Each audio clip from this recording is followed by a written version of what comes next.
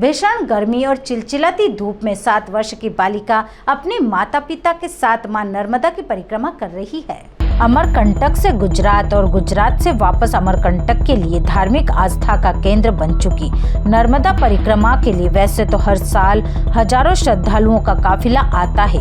ओमकारेश्वर नर्मदा परिक्रमा करने के लिए देश भर से कई सेवानिवृत्त उच्च शिक्षित युवा महिलाएं और बुजुर्ग पुण्य कमाते हैं, लेकिन कुछ मौकों पर इन परिक्रमा करने वाले श्रद्धालु खास बन जाते हैं। ऐसा ही एक दृश्य चिलचिलाती धूप और भीषण गर्मी में सनावत पुनासा मुख्य मार्ग पर देखा। नर्मदा परिक्रमा यात्रियों के बीच इनके साथ एक 7 वर्षीय बिटिया कृषिका लकड़ी लिए अटखेलियां करती हुई और नर्मदे हर के जयकारे लगाते हुए कदम ताल कर आगे बढ़ रही थी। इस चिलचिलाती धूप और भीषण गर्मी में बचपन पर आस्था का जुनून साबित करती हुई यह तस्वीरें जीवनदायिनी मां नर्मदा के प्रति अगाध श्रद्धा को मजबूत करती हैं। जैसा नाम वैसा कर्म। कृषिका का अर्थ होता है लक्ष्य तक पहुंचने के लिए कठिन परिश्रम करने वाला और दृढ़ निश्चय स्वभाव वाला होता है।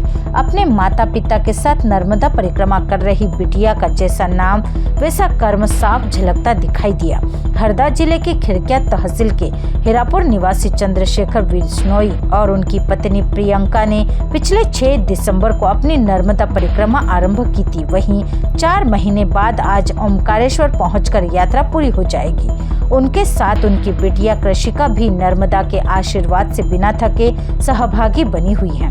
कृषिका ने बताया कि खिड़किया के ही सीबीएसई स्कूल में कक्षा 1 की छात्रा हैं। कृषिका के पिता चंद्रशेखर ने बताया कि दिन भर में 25 से 30 किलोमीटर की पदयात्रा में किसी भी पल कृषिका का उत्साह कम नहीं होता है।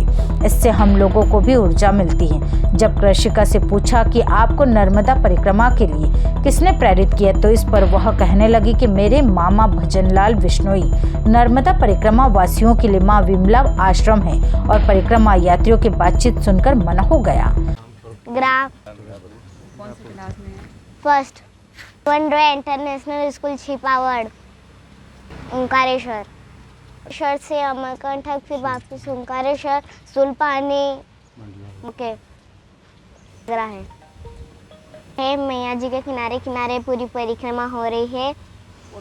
आश्रम भी बहुत अच्छे मिले। सत्या बाबा आश्रम पे रूम पर बहुत अच्छी व्यवस्था है। घर जाने लेकिन ऐसी इच्छा नहीं हो रही कि मैया को अब छोड़ लें। वहाँ करनी चाहिए। पैदल बहुत आनंद आता है। मेरे को भी बहुत आनंद आ रहा है।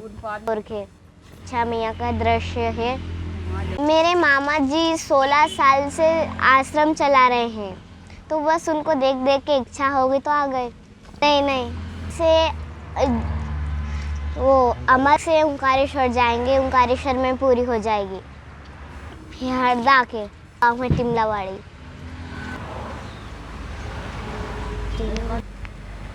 4.5 महीने हो गए, तबीयत खराब नहीं हुई, ना ठंड में ना धूप में, मुश्किल नहीं हुई, ना कोई थकान हुई महसूस हुआ। ऐसा लगता है और चलो पैदल परिक्रमा करनी चाहिए एक बार।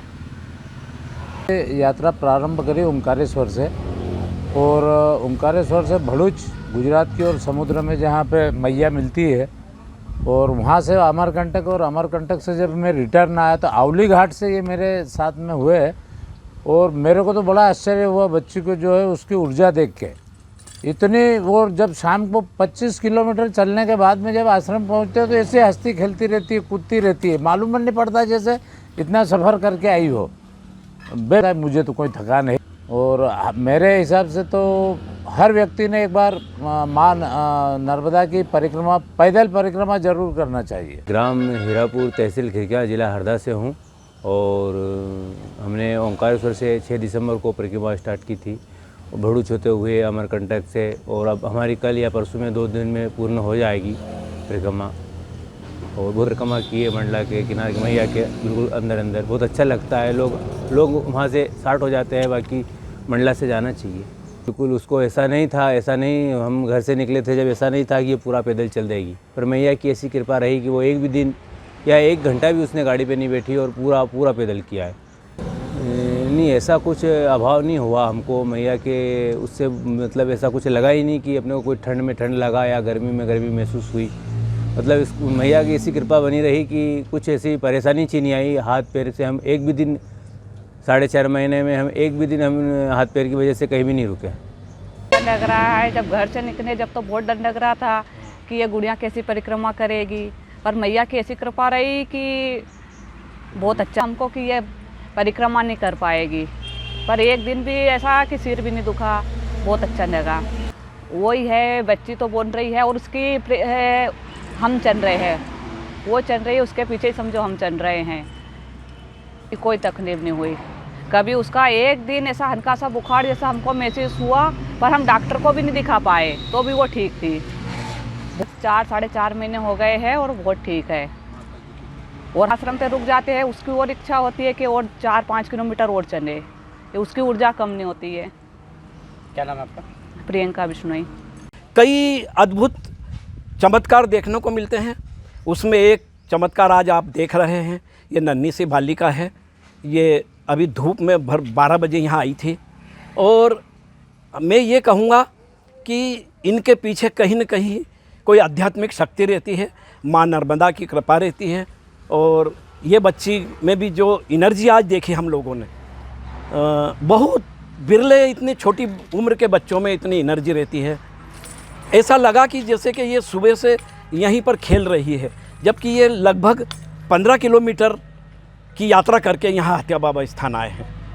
तो इस बच्ची के लिए मैं यही कहूँगा कि माँ नर्मदा की इस पर कृपा बनी रहे, और इनके माता पिता को भी धन्यवाद देंगे कि ओंकारेश्वर से ललित दुबे की रिपोर्ट।